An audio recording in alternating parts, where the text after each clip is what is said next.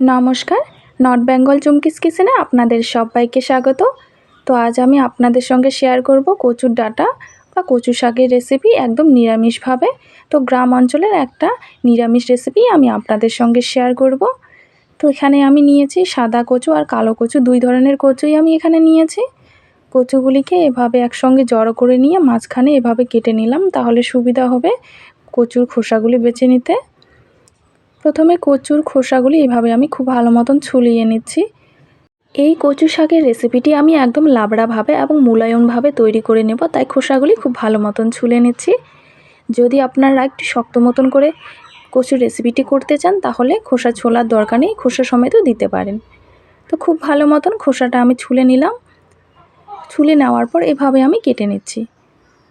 তবে অন্য একটা রেসিপিতে আমি আপনাদের দেখাবো যে কচুর খোসা সমেত কিভাবে রান্না করতে হয়, যে কচুর ডাঁটার চচ্চড়ি কিভাবে বানাতে হয় আমি সেটাও শেয়ার করব। তো আজকে আমি শেয়ার করছি কচুর ডাঁটার শাক রেসিপিটা, যাকে আমরা লাবড়া বলি। তো নিরামিষভাবে এই রেসিপিটা আমি আপনাদের সঙ্গে শেয়ার করব। তো দেখতে পাচ্ছেন একটা সাদা কচুর ডাঁটাও নিয়েছি, আর খুব ভালো মতন আমি কচুর খোসাগুলিকে আমি ছুলে নিচ্ছি। ছুলে নেওয়ার পর যেহেতু বড় ছিল ডাঁটাটা, তাই মাঝখানে এইভাবে চির করে নিয়ে কেটে নিলাম। তো একইভাবে সমস্ত কচুগুলি আমি কেটে নিয়েছি, দেখতেই পাচ্ছেন। তো খুব ভালো মতন খোসাগুলিকে ছুলে আমি এইভাবে কেটে নিয়েছি ছোট ছোট করে। তো এখন খুব ভালো মতন ধুয়ে রান্না করে নেব। কড়াই বসিয়ে দিয়েছি, উনানটা জ্বালিয়ে কড়াইয়ে দিয়ে দিচ্ছি সামান্য পরিমাণে সর্ষের তেল। আর এখন আমি দিয়ে দিচ্ছি পাঁচফোড়ন, সামান্য কিছু পাঁচফোড়ন দিয়ে দিলাম। আর এখন দিয়ে দিচ্ছি এখানে কাঁচা লঙ্কা চেরা বেশ কয়েকটা। পাঁচফোড়ন এবং কাঁচা লঙ্কাগুলিকে খুব ভালো মতন হালকা করে ভেজে নেব। আর হালকা মতন ভাজা হয়ে গেলে এখানে ধুয়ে রাখা কচুর ডাঁটাগুলি দিয়ে দিচ্ছি। তো খুব ভালো মতন কিন্তু কচুর ডাঁটাগুলিকে ধুয়ে নিতে হবে। কচুর ডাঁটাগুলিকে আমি ধুয়ে নেওয়ার পর আমি এখানে দিয়ে দিলাম। এখন খুব ভালো মতন একটু নাড়িয়ে নিচ্ছি। তো খুব ভালো মতন এভাবে নাড়িয়ে নেওয়ার পর এখন আমি দিয়ে দিচ্ছি এখানে স্বাদ মতো লবণ এবং স্বাদ মতো দিয়ে দিচ্ছি হলুদ। তো আবারও খুব ভালো মতন হলুদ এবং লবণটাকে কচুর গায়ে খুব ভালো মতন করে এভাবে নাড়িয়ে মিশিয়ে নিলাম।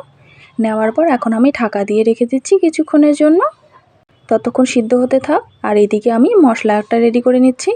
এখানে আমি আগে থেকে ভিজিয়ে রেখেছিলাম বাদামগুলিকে ভিজিয়ে রেখে জল ঝরিয়ে নিয়ে এখন আমি বাদামের যে খোসাগুলি আছে খোসাগুলিকে আমি ছুলে নেব।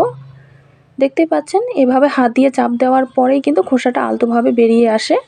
তো এইভাবে সমস্ত বাদামগুলিকে আমি খুব ভালো মতন ছুলে নিয়েছি।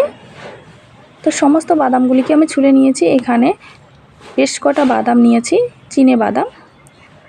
আর দিয়ে দিচ্ছি এখানে শুকনো লঙ্কা, আর দিয়ে দিচ্ছি এখানে আদা। তো খুব ভালো মতন আমি শিলনোড়ায় বেটে নেব মশলাগুলিকে। তিনটে মশলাকে খুব ভালো মতন বেটে নিয়েছি। আর এইদিকে কিছুক্ষণ রাখার পর আমি ঢাকাটা খুলে নিচ্ছি। দেখতেই পাচ্ছেন কচুর ডাঁটাগুলি কত সুন্দরভাবে সেদ্ধ হয়ে গেছে। আর যেহেতু খোসাটা ছুলে নিয়েছি তাই কিন্তু অনেকটাই কিন্তু জল বেরিয়েছে কচুর গায়ে থেকে।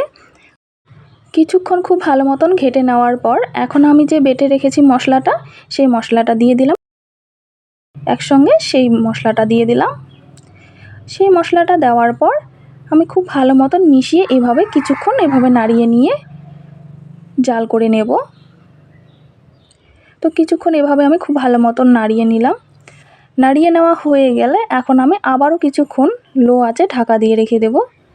আর এই সময়টায় চুলার আঁচ একদম লোতে রেখেছি। তো কিছুক্ষণ পর ঢাকাটা খুলে নিচ্ছি। এভাবে ঢেকে রেখে দিলে কি হয়, মশলাটা খুব ভালো মতন কচুর গায়ে লাগে আর খুব সুন্দর একটা সুঘ্রাণ বেরিয়েছে। তো কচু শাকের গা থেকে কিন্তু আপনা আপনি জল বেরিয়েছে, আমি কিন্তু কোনো রকমই জল ব্যবহার করিনি। তো আমার ফ্যামিলির লোক এইভাবেই খেতে পছন্দ করে, তাই আমি এইভাবেই রান্নাটা করলাম। তো সম্পূর্ণ নিরামিষ একটা রান্না। আর এই রান্নাটা কিন্তু একদম চটজলদি হয়ে যায় আর খুবই স্বাস্থ্যকর এবং হেলদি একটা রেসিপি। তো আমার রান্নাটা হয়ে গেছে, দেখতেই পাচ্ছেন। তো এখন নামিয়ে নেব। তো মশলাটা দেওয়ার পর আমি 2 মিনিট ঢাকা দিয়ে রেখেছি এবং 3 মিনিট এভাবে নাড়িয়ে নিয়ে আমি নামিয়ে নিচ্ছি।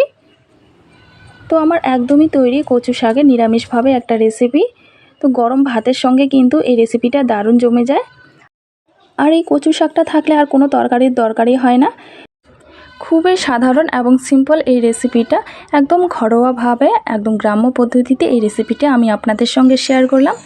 তো আশা করি ভিডিওটি দেখে আপনাদের ভালো লেগে থাকবে, আর যদি ভালো লেগে থাকে অবশ্যই লাইক কমেন্ট শেয়ার করবেন এবং আমার চ্যানেলে নতুন হয়ে থাকলে চ্যানেলটিকে সাবস্ক্রাইব করে নেবেন। তো আসবো পরবর্তীতে অন্য কোনো রেসিপি নিয়ে। সুস্থ থাকবেন, ভালো থাকবেন, আর সম্পূর্ণ ভিডিওটি দেখার জন্য অসংখ্য ধন্যবাদ।